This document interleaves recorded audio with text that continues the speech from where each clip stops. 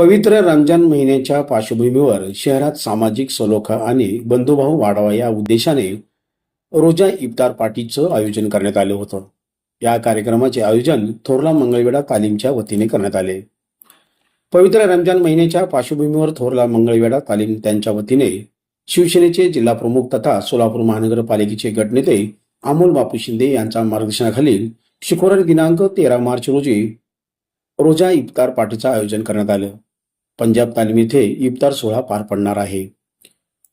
या कार्यक्रमास पोलीस उपायुक्त विजय काबाडे, पोलीस उपायुक्त हसन गोहर, MIM पक्षाचे जिल्हाध्यक्ष माजी नगरसेवक रियाज खरादी, नगरसेवक रफिक अत्तुरे, अजर हुंडेकरी, नुयुम सालार यांच्यासह विविध सामाजिक राजकीय क्षेत्रातील मान्यवर उपस्थित होते।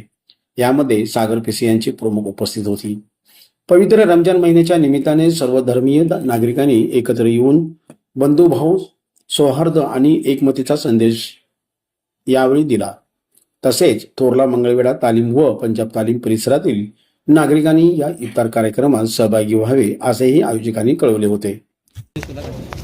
सालाबादाप्रमाणे थोरला मंगळवेढा तालीम, पंजाब तालीम या भागामध्ये रमजान निमित्त हा जो पवित्र महिना आहे याच्यामध्ये रोजा इफ्तार याला खूप विशेष महत्त्व आहे आणि या रोजा इफ्तार कार्यक्रमाचं आयोजन गेल्या 15-16 वर्षापासून सातत्यानं थोरला मंगळवेढा तालीम मंडळाकडून आयोजित केलं जात आहे। त्याचाच भाग म्हणून आज या कार्यक्रमाप्रसंगी उपस्थित असलेले पोलीस खात्यातील ज्येष्ठ सर्व अधिकारी, या भागातील सर्व समाज बांधव, मुस्लिम समाज बांधव असतील, हिंदू समाज बांधव असतील, राजकीय पक्षातील अनेक नेते असतील, सामाजिक कार्यातील असतील, पत्रकार असतील, या सगळ्यांच्या उपस्थितीत दरवर्षी हा कार्यक्रम होतो।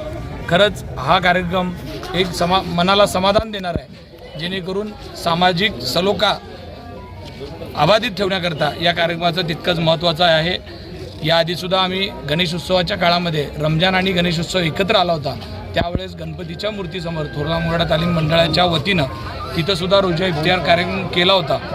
मला या भागाचा नगरसेवक म्हणून मी एवढंच सांगतो, सोलापूर शहरामध्ये हा सगळ्यात मध्यवर्ती असलेला भाग आहे आणि या सगळ्या भागाची सामाजिक सलोखा जपण्याची जबाबदारी आमच्या सगळ्यांवर आहे आणि आम्ही ती प्रामाणिकपणे जपण्याचा प्रयत्न करतो।